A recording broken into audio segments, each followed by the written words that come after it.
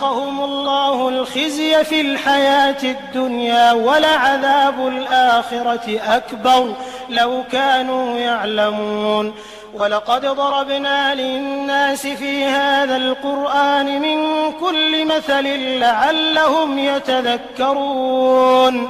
قُرْآنًا عَرَبِيًّا غَيْرَ ذِي عِوَجٍ لَعَلَّهُمْ يَتَّقُونَ ضرب الله مثلا رجلا فيه شركاء متشاكسون ورجلا سلما لرجل هل يستوي